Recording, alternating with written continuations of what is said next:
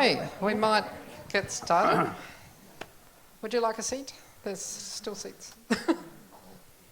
Thank you everyone for coming to our third event, and this is also a fabulous turnout. So we have Stella Glory, who runs a book blog called 30 Books, and well worth looking at because it's very funny as well as enlightening. Then we have Wayne Marshall in the red check and Michael Winkler in the blue check. There wasn't a requirement in uniform, but there we go. It wasn't? No. I'll leave it to you. Thank you.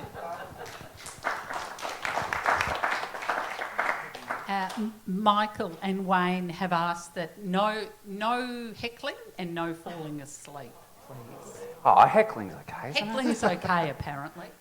Now, why reinvent the wheel? I'm going to read their bios out from the bookstore's website.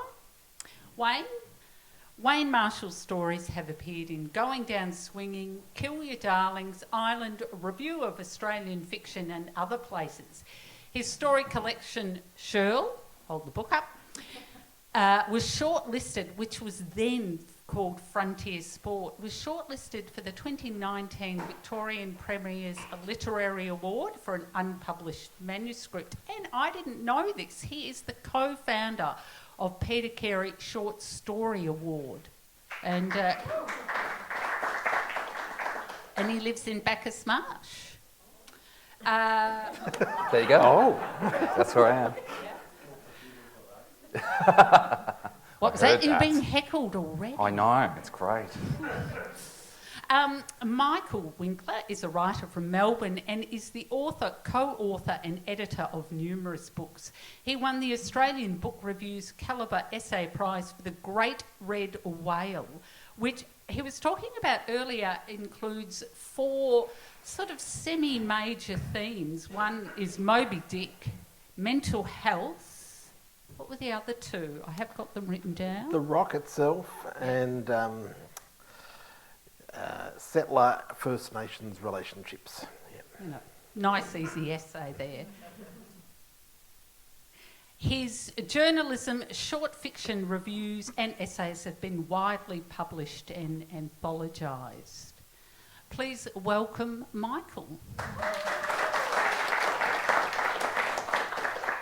Now, the blurb for today, through their experimental works, both Wayne and Michael address masculinity, especially in an Australian context. Each author employs a degree of comic relief, and it's this that will be the focus here. Now, how does the use of comedy help with the heavy lifting of problematic issues? Now, I'm going to steal, Danielle was on before and she asked both her writers to give an elevator pitch about their book. So I'm going to ask you first. Yeah, Wayne? sure. So my book is Shirl. It's a short story collection. It comprises 14 and a half stories that explore white Australian masculinity, especially in a outer suburban and rural context. In one of the stories, a grieving Yowie looking for companionship comes down to the town below, only to find that it's the night of the Desperate and Dateless Ball. In another story, aliens invade and place a ban on AFL football for a year. There are some more serious stories. One of them looks at, I wrote large chunks of this book while going through bowel cancer. And another story is a kind of a fictionalised account of my parents breaking up when I was a teenager. So hopefully a bit of a mixed bag of various tonal things. You forgot about a man that marries a kangaroo. The perfect woman is a kangaroo. Michael, can you give us an elevator pitch? I certainly can. Before I do that, let me say I'm also a reviewer and I recommend Wayne's book enormously. The way he describes it, it sounds maybe like it's a book of gimmicks, and it's not that at all. It's a book of rounded, compelling stories that stay with you. And they're funny. Thank you. But it is a beauty. It came out at the start of last year before the COVID stuff, and actually got a lot of attention, but perhaps didn't get as much attention as it should have, given its quality. My elevator pitch is My book is a combination of fiction, non-fiction and memoir, so it sits outside any category, I suppose, and it explores the idea of pain and our experiences of pain. And to do that, it looks at the real-life story of an Italian-American boxer called Joe Grimm, who came to Australia in 1908-09, and he was famous because he could absorb more physical punishment than any boxer before or since. Shall we kick off with a reading from both of you? Yeah, sure. Yeah. Yeah. Would you like to go first, Michael, or not? Yeah. Now Stella, bless her, who I had never met until half an hour ago, and I said to her, I think you have the performance gene, Stella. She has chosen the bit that she suggests I should read. And she finds it funny, and I don't think I wrote it to be funny, but let's see, you be the judge. I waited for my uncle to say more. He was in some kind of reverie, transported. It is so utterly hard to make sense of this to you, he said, finally. Ideally, it would be helpful if someone punched you over and again in the face. See how many smashes to your pretty lips you could endure before whimpering, screaming, begging, blackout, etc. That would provide bedrock prehension. You'd know where you were. But perhaps you can manage to get there via thought alone. Try picturing a baseball bat swung with great force into your exposed ribs, under the armpit. Try to conceive of a well-aimed mallet landing erratically just above your left ear, and you with no means to stop it. Imagine these things are happening to you in front of a crowd baying like starved dogs. And it goes on.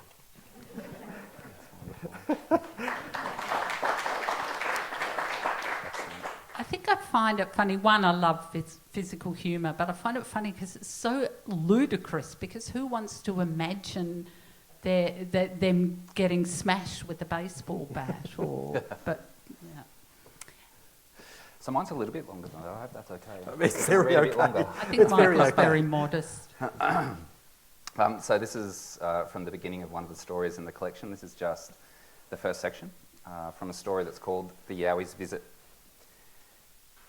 It was late afternoon by the time the Yowie left the forest and began making his way towards the town below. Already, only a few footsteps out from the safety of the gum trees, he felt anxious. What if the townspeople didn't like him? What if they thought him too tall, too hairy, too yellow-toothed? There was also the possibility that at the first sight of him, they'd drop what they were doing and hunt him, in cars and on foot, firing their guns until he lay dead in some paddock or ditch. The whole thing was a risk, no question. But how much loneliness could one's soul be expected to bear?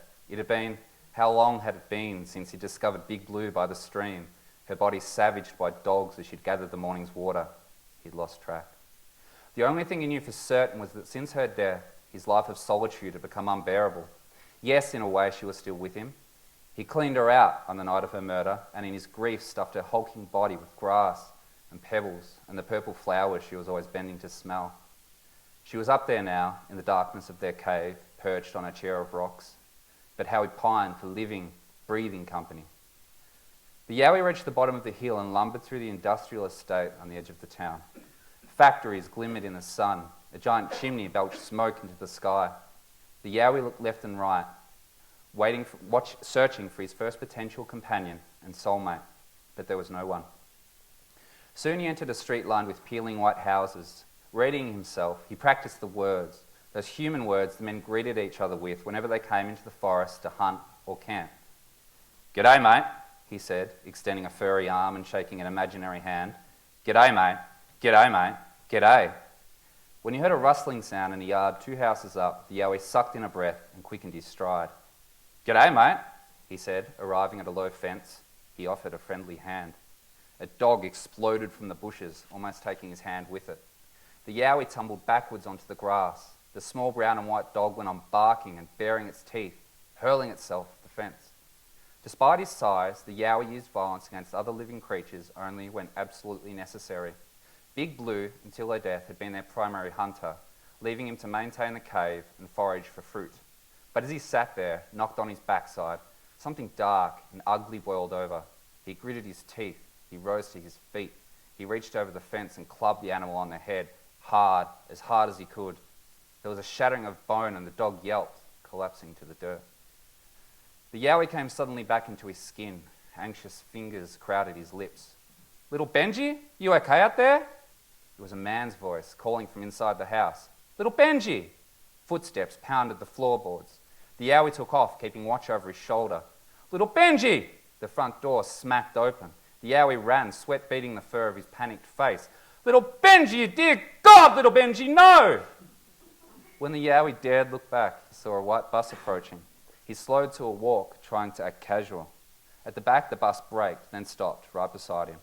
There was a hiss, and a door opened. The yowie turned slowly to meet his fate. "You off to the ball, mate?" A grey-haired man with a high-pitched voice sat behind the wheel. In a seat were as many potential companions and soulmates as the yowie could count on both hands. They paid him no particular attention, absorbed in their phones. "The Desperate and Dateless, mate! That's where we're headed, right? We're running free shuttle buses there all day." The yowie looked in the direction he'd come. He could see a man on the nature strip now, cradling a dark bundle in his arms. The yowie stepped on board. "G'day, mate." He offered the driver his hand. The driver reached out and shook it. "Shit, you're a big bloke, aren't you? Better watch your head, low ceiling in here." Before the yowie could think of finding a seat, the door clapped shut and the bus sped off. The driver took a sharp turn and the yowie toppled into a seat. Beside him was a man. He was fully grown, but compared to the yowie, he seemed the size of a child. He wore boots, jeans, and a collared shirt buttoned down to reveal a tuft of brown chest hair. When he noticed the yowie falling alongside him, he delved into the esky at his feet. Passing him a can of beer, the man said, "Here's cheers to tonight, mate." The yowie smiled, accepting the drink, but not opening it. Up ahead, the tall buildings of the town's centre came into view. He was on his way.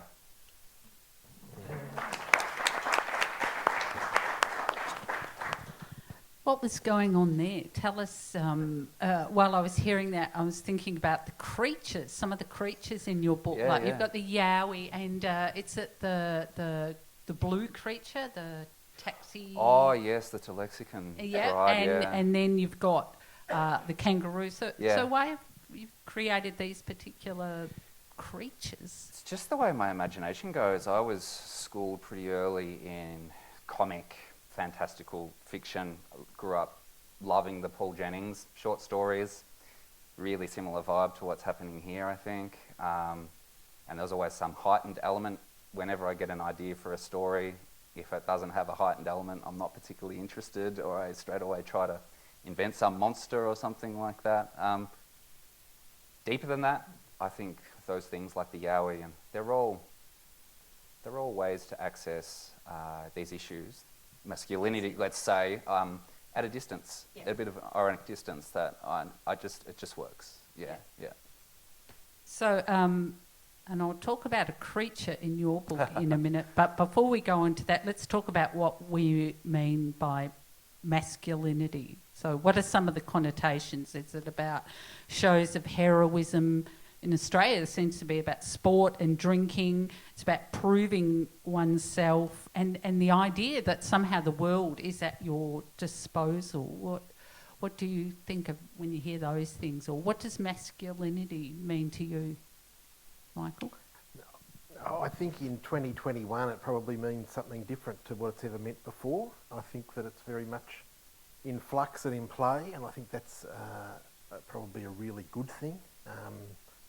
Certainly our understanding about the gender binary has changed a lot, and I think that hopefully if masculinity changes, that's going to be a great thing for men, because it expands the idea of what men can be, or what men should be, or what men should do. I think, obviously, if you look at the corridors of power, especially in this country, there's a lot of men there. And if you look at the top of the big companies, it's men, and the people dragging in the big bucks, it's men. But it's also true that in Victoria tonight, 95% of the people in prison are men, and 3/4 of the people who commit suicide in Victoria are men, and there's more men who are homeless, and there's more men, and anecdotally there's more men with mental illness So there's an opportunity, I think, to rethink masculinity and get out of some of those toxic silos, some of which are wonderfully captured in Shirl and also in my book. Yeah.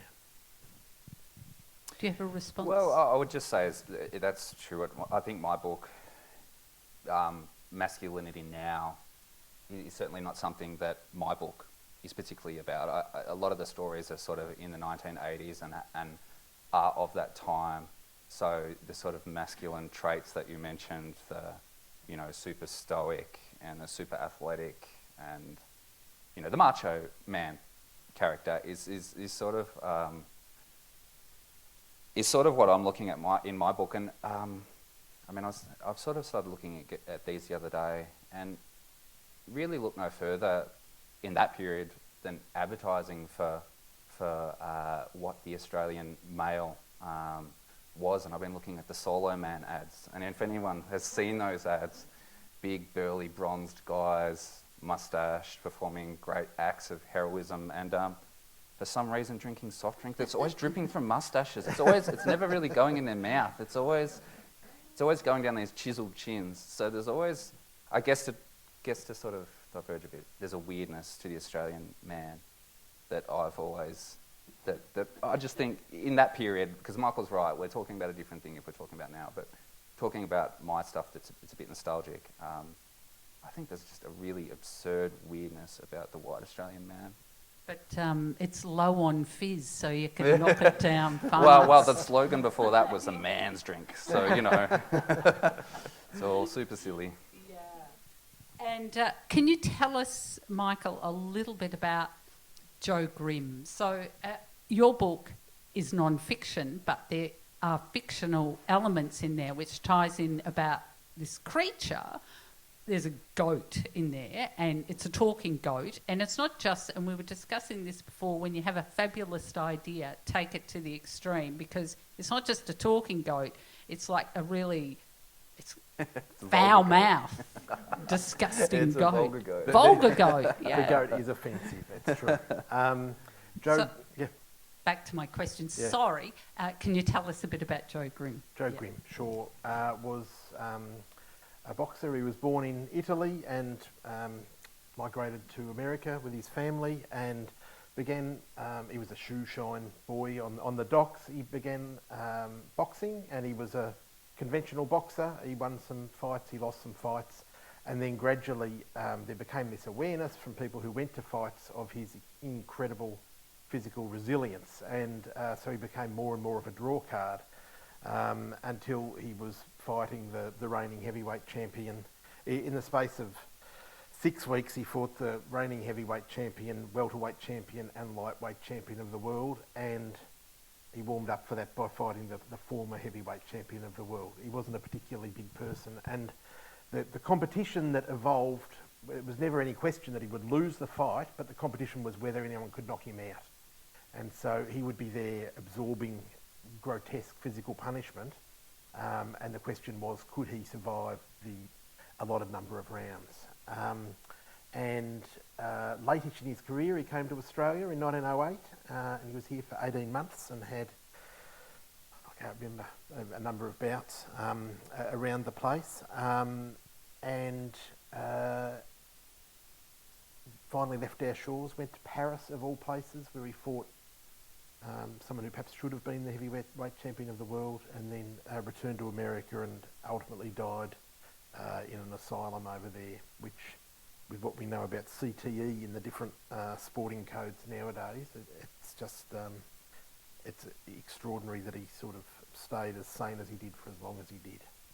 And what sort of man did you know him to be, and what sort of things did you decide he would be in your book? Like, you not impose, but you created about him.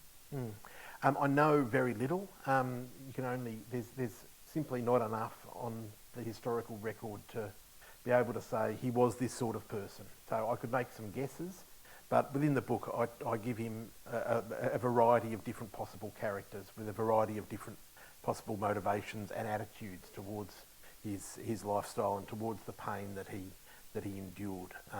Can you give us one of those possible? Well, one was that it was a money-making thing, that he'd found a way to make a reasonable living wage that was less sort of depressing and poverty-stricken than shining shoes on the waterfront. There's we're making guesses, aren't we, about historical figures, and there's explanations that don't interest me all that much. So someone said to me, "Oh, he was a masochist." I don't think there's any evidence for that. I don't think there's any evidence that he actually enjoyed what was happening. Perhaps also he was someone who found something he was good at, and he had the performance gene also. He was very flamboyant, and perhaps he enjoyed being able to compete in his own terms and win in his own terms. But the physical price was enormous. Tell us about some of the men in your books. Especially, I am interested, the cover is astounding. So that is from the short story, not Shirl. Yeah, A Night Out, yep. A Night Out, but Shirl is the kangaroo. So That's right.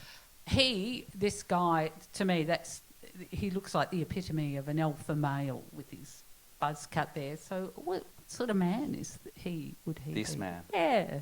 Is he the guy that's married to the kangaroo, or is he the guy that kind of gets seduced a bit? Yeah. I see this as the guy who's having a relationship with the kangaroo. Yeah, I mean, it's hard to say what kind of man was I trying to speak about in this story. It just came to me as an idea of a what if. A lot of the stories in my book are just what ifs that, on first level, a man goes out to the Murray River and decides that he's going to take home a kangaroo, and they have a relationship happening. And at first level, it was kind of like, it was gimmicky, like what Michael had said before. So it was only over just redrafting that, in search of reality. All the stories have got this weird component, but it's always a search to make it real. I want to feel like these things are really happening. That's absolutely the most key thing in my work. And bit by bit, this relationship felt real. And it wasn't just like, what sort of guy's going to take up with a kangaroo, which of course it was at the start. But there's hints of tenderness. Like it just became something that was beyond me, and there was a nice ambiguity to it, which is hard to then go and say, this is the kind of guy I'm satirising. I'm sorry if that doesn't help. Yeah. I've often had these conversations with other writer friends about something can be completely fabulous and extreme and unbelievable as long as it's believable. Yeah. Like as long as there's this kind of grounded in some type of truth. Yeah, absolutely. Yeah, and we were talking earlier about the short stories of Peter Carey.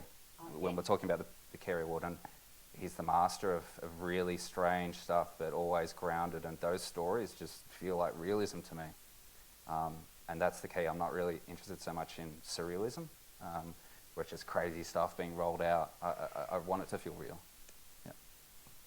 Now, it does have comedy in the blurb for this today's event. Yeah. So let's talk a little bit about comedy, although I can't help feeling like, so Michael, your book, did you set out to skewer or write something that was funny, or what was your intention? Yeah, no, the opposite. So I set out to write about Joe Grimm, and also to write about pain, I suppose. I thought there hasn't been a lot of writing about pain, people trying to think about something that's a universal experience, but not dosed out evenly. There's people in this room who've suffered much more pain than other people in this room, and that's a mystery to me. You don't know what you're going to get. And then after a while, I realised that the only way that I could make writing about the grotesque boxing experiences and the fairly, I suppose, impassioned things that I wanted to say about the experience of pain was to introduce some humour to actually to balance it. Otherwise, it'd be intolerable. And when I was thinking about this, there was a quote, and I looked it up, and it's been attributed to a number of people, but I think it's actually from Horace Walpole in the 1700s, who was writing a letter to a friend, and he said that life is, let me get this right, life is a comedy for those who think and a tragedy for those who feel. And I think there was probably too much feeling in my book, and I had to leaven it with a little bit of the thinking. And one way to do that was to put in jokes. Which sort of answers this next question, like what does comedy allow you to do? And for you, it was to balance it out. Exactly. I mean, for me, that's all it is. It's a balancing device, and it's what gets us through. You know, I like to laugh. And so, and so is the goat. What's the... Look, I'm obsessing about this goat. Good goat. Yeah, it is a good goat. It's a very good goat. So, like, what is that? Just about balance or... It is about balance. I have actually admitted on this stage before to Robert Gott that the goat actually, it's a formal structural thing, that without the goat it was going to be a conversation between two people who were not in conflict and not in any romantic relationship, so it was going to be dead. I needed a third element to somehow make that not just completely dead on the page, and so I actually can't tell you why it turned out to be a talking goat. Kind of humorous, but goats are sort of really nice. But you've made this a non-nice goat. Yeah, they're not all nice. But No, the goat. there's some rough ones out there. It's a rough one, this goat, isn't it? It's a rough one. I remember being at Malden once, and my family got monstered by these feral goats. So maybe it was that. Yeah. Exactly. Yeah. And Wayne, what does comedy allow? Do you see elements of comedy in your book? I mean, we're not talking about comedy that's kind of laugh a minute, but there's that absurdist kind of... Yeah. I guess it comes back a little bit to what I was speaking about before, that I see the white Australian man as inherently absurd and comically so. I grew up... I grew up out of suburban Melbourne, the last town before it became bush, and spent all the weekends at the football club. My dad was heavily involved in the football club. Got there at 9 o'clock in the morning. I did the scoreboard for 3 football games, and then the club rooms afterwards, which went till 2 o'clock in the morning. So I was there a lot. And the thing about that time, and I remember this now with a sense of affection, actually, it's quite weird, but a largeness, that whole place was like a theatre stage. Everything was large and over the top. These guys, like I was quite small, these guys that were huge in stature but huge in character, huge drunken romances, huge drunken bust-ups, huge drunken fights. Like it was just really, really large, and so not funny in a way that you were talking about, but like an absurdist kind of thing, and that's carried on into my work. I'm not after anything in particular, just to there's a lot of that theatrical sense in my book, and yeah, the comedy stuff it just comes out. It's not there's no particularly, I'm not motivated to do it for any reason other than I guess I started writing this book while I was going through cancer, and there was, I guess in that early bit there was a sense of I want to write really light stuff. So the lighter stories in the book were the ones I wrote earlier while I was going through that and jacked up on oxycodone. And I think they progressively got a little bit darker as I came out of that. So it was a really weird experience to be just so down and in such a shit time, and really searching for stuff that was a bit lighter. And in terms of, I have a lot of football, like the Australian guy thing, it's always like, I write one and I swear I don't want to do them anymore, no more ochre kind of stories, and these are the stories that have worked. I wrote a lot before this book and it just didn't work. And this, for some reason, probably because I know it really well, this is the material that actually comes alive on a stage for me. So I've kind of got it for better or worse, really. Yeah. Yeah. So what does it allow you to say? though, like when you're doing it, skewering these types, or even paying a little bit of homage to this. Does it allow you to say something that if you chose a different format that you probably couldn't do? Yeah, I think so. You can do far more outrageous things, and they're not, if it was all realist, it would just be what Michael was talking about. It would just be all really bleak and, I don't know, sort of one-toned, and it just doesn't appeal. I think you can take truths and stretch them and make them grotesque and everything and be true, but there's just a distance. It's not like you're being dragged through the mud.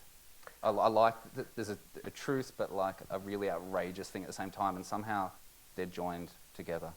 I think we like seeing ourselves reflected back as well. So if you read Wayne's stories, it's a little bit like part of the genius of Barry Humphries when he came up with Sandy Stone and Dame Edna was it was the idea of sort of three ducks on a wall, and people would see that reflected back and find that very funny. And in Wayne's book, it's the little bits of Australiana or Australian masculine, the way people talk to each other, the things they do, the things they eat.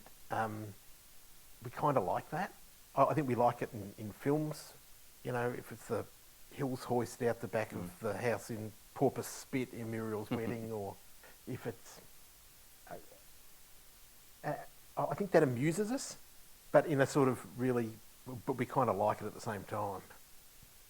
You have to laugh at yourself. We have to, because that's the best kind of comedy, when you can sort of see that and laugh at yourself. I feel that way about Kath and Kim, because I know that, you know, there's probably some snobbery going in there, but I see myself in that, though. That sort of, I love it. As a Kath or as a Kim? Bit of both. Probably Sharon, actually. Now, you've both chosen very different formats. Yours is a novel, non-fiction, with fiction welded through it, but yours are short stories. So what sort of does it allow you to do, your short stories and a longer length non-fiction work? What does it allow you to do, and what are some of the limitations around that? Well, I'll answer that and say that I have tried to write short stories. The thing about... and I was good at the short, but I was no good at the story, you know. And we love stories, and these stories are stories, but nothing ever happened in my stories, ever. And I couldn't make it happen. It was just like 2 paragraphs of description, and that was it. So I gave up on the short story, and so the format that I sort of devised for this has got no limitations, I suppose. So I've given myself the license to pitchfork in whatever I want. Knock jokes and, you know, thoughts about philosophy, I guess, and boxing history. So yeah, the answer for me is easy, that I gave myself a form with no limitations. The limitation being that whenever you tell someone about your book, they say, is it fiction or non-fiction? So, yes, it is. You invented a new genre. That exactly, yeah. Goat genre. Goat genre, yeah. Whereas your short stories are very much stories. Yeah, I mean, and that was a thing for me, that reading a lot of Australian fiction when I started writing in the 2000s, a lot of the Australian short fiction that's published in our journals, this is just a frustration of mine, and this is just a personal opinion, but there was just not enough happening story-wise. There's a whole sort of canon of Australian realist fiction where not a hell of a lot happens. Why didn't they publish my stories then? I thought I was being Chekhovian, Sorry, but in fact I was... That sounds shit in hindsight. It really totally does. Put down your thing. Yeah, I'll stop talking. Yeah, now. but that's No. exactly what I was trying and Oh, failing to write. geez. And it's boring. I want No, story. that's horrible, Michael. I'm sorry. Go on. No, he's gone already. Yeah, end of that. I just wanted to put some story in. Limitations of the short story form. People asking you when you're going to write a novel, being taken seriously, all that stuff. No, I love the short story form, and I see no limitations. So Australian short stories, generally published ones, tend to be a bit shorter than, say, American.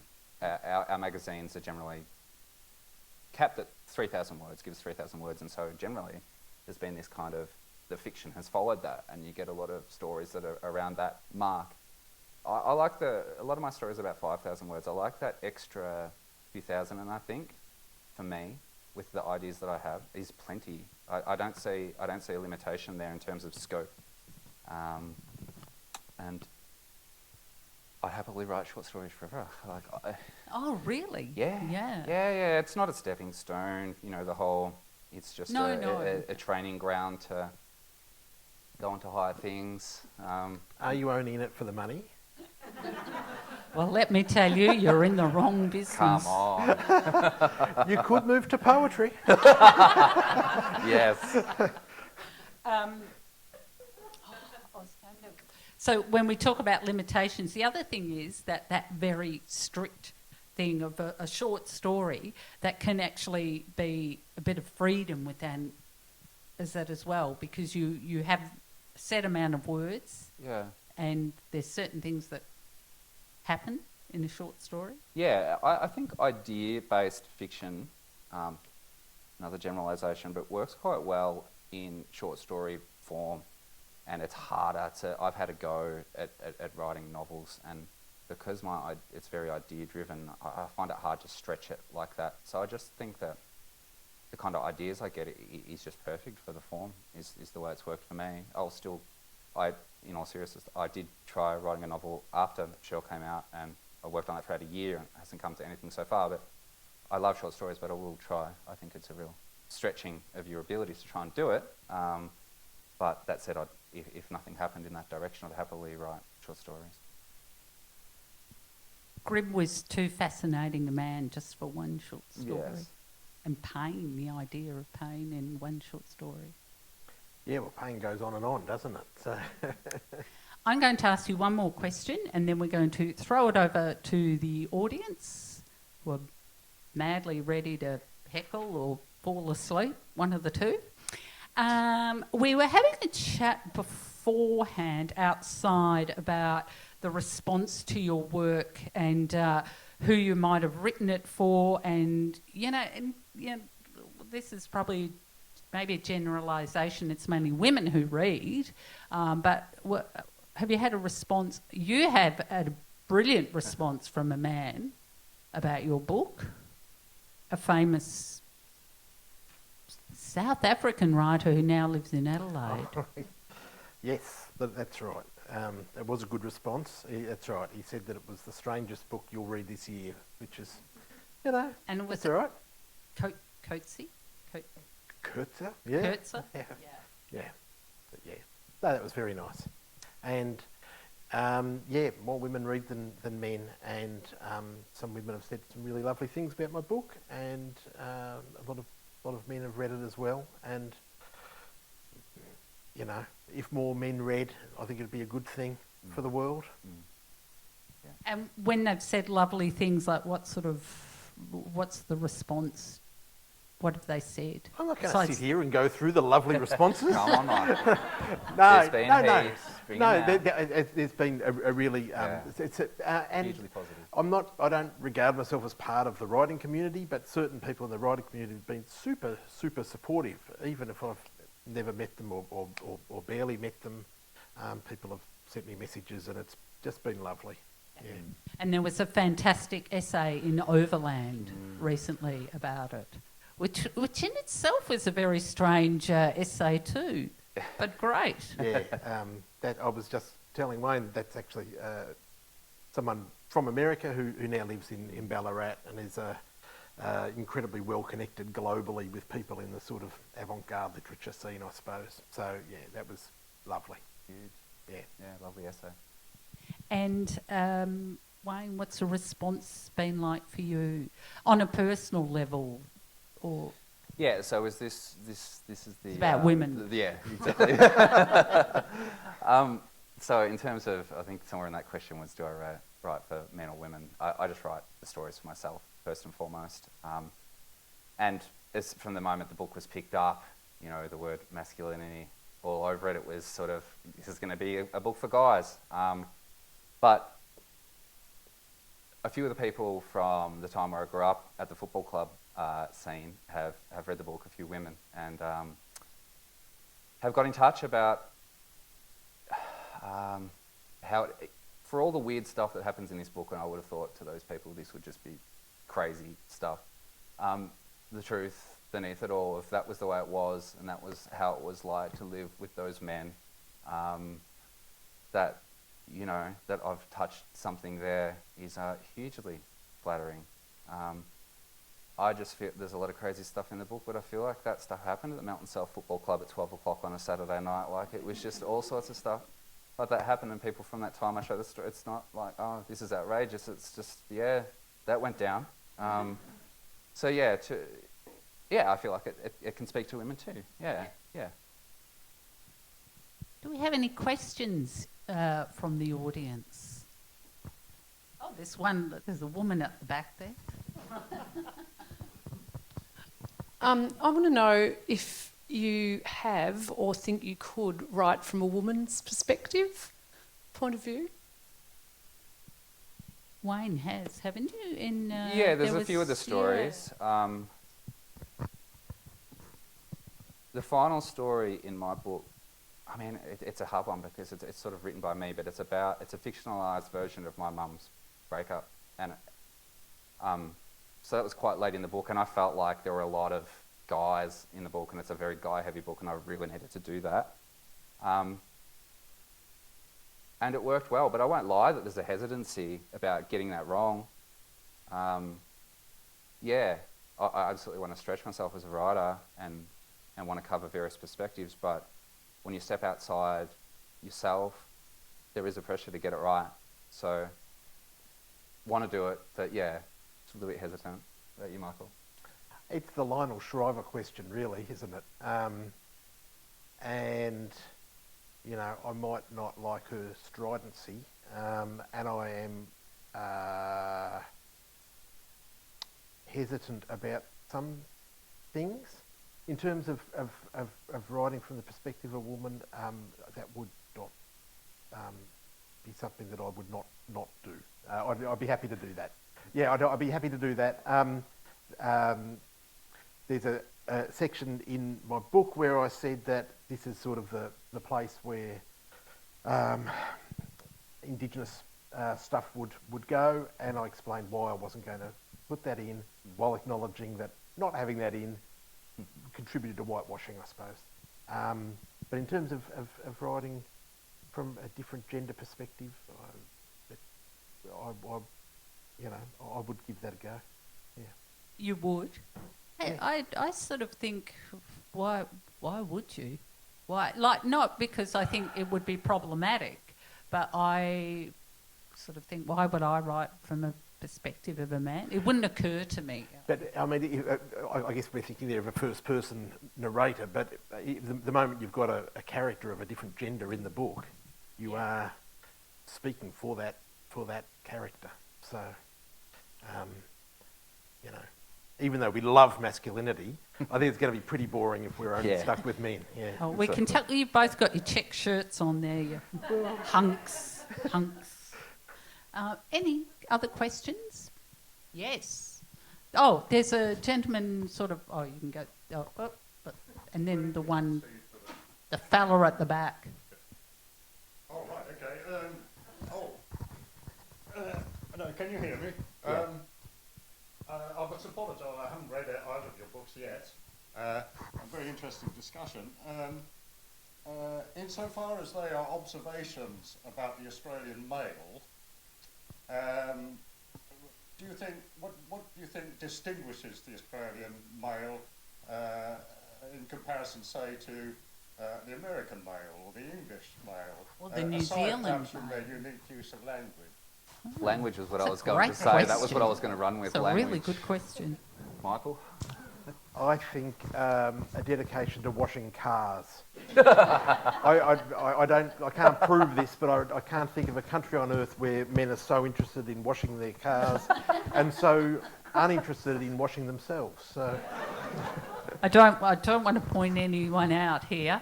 I know someone exactly like that. Exactly like We that. love to. I don't know. There probably are a lot of other idiosyncrasies. We wear shorts a lot. Do you think it's although And we don't sing. We don't. Australian men. Surely there can't be a nation on earth where the men sing less. dance? We're not that good on the dancing either. And it's changed. I mean, as Wayne says, a lot of his stories have that 1980s, 1990s feel. I've got sons who are in their early 20s, and certainly their concept of being an Australian male is very different to the one that I grew up with when I was, a bit younger than them. Yeah. Did you have a response to that?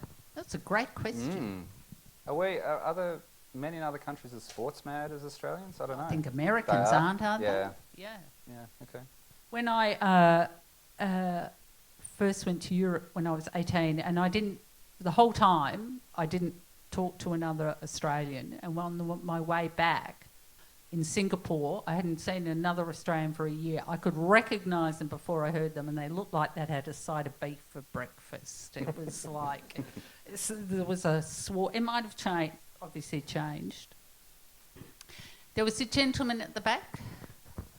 So question for Michael, but also for Wayne. Do you think you'll continue to keep exploring male physical violence in your ongoing work? Probably not. I think we move towards the things that frighten us, and so I think that's probably a long-standing fear that also, crosses into fascination. But I would much rather write about something else. Nick? Yeah.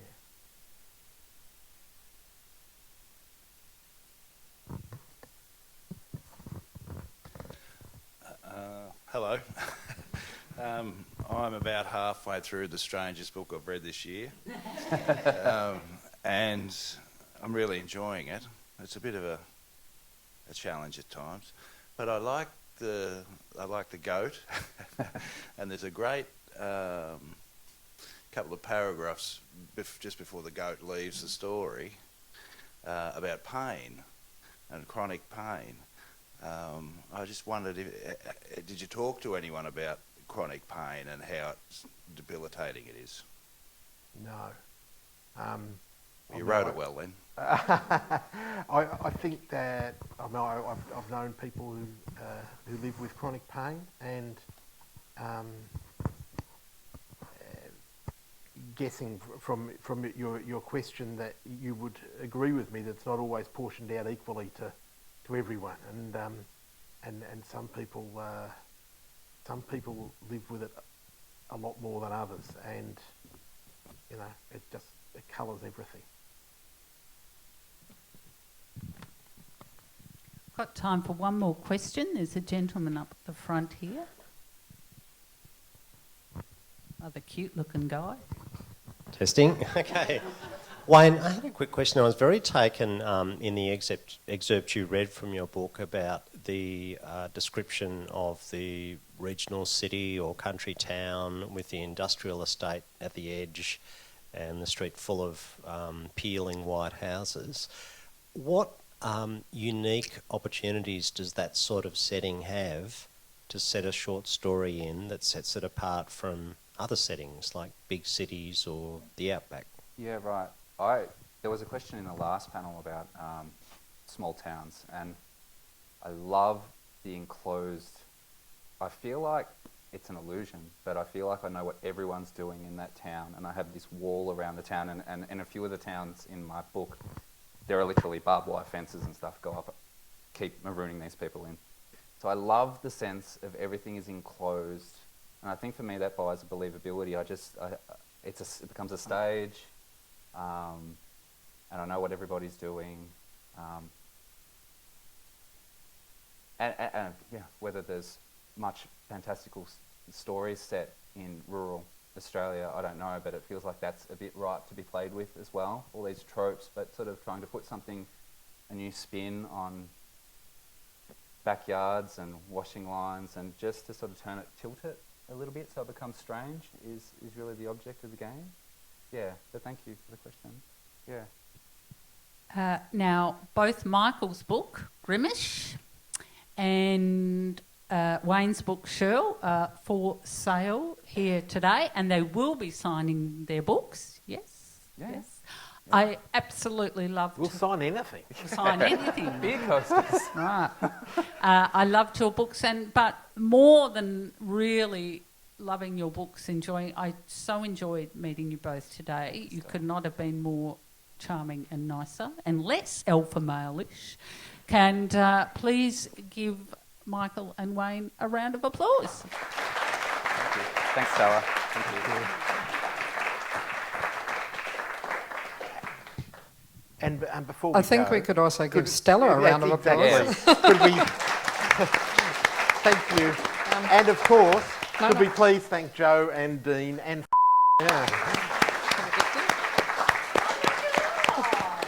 We have little gifts for the wonderful presenters. One for you. Thank you. And one for Thanks, Joe. Oh, these are look at lovely. that. And thank you all very much. Thank you, Joe. Thank you, Joe.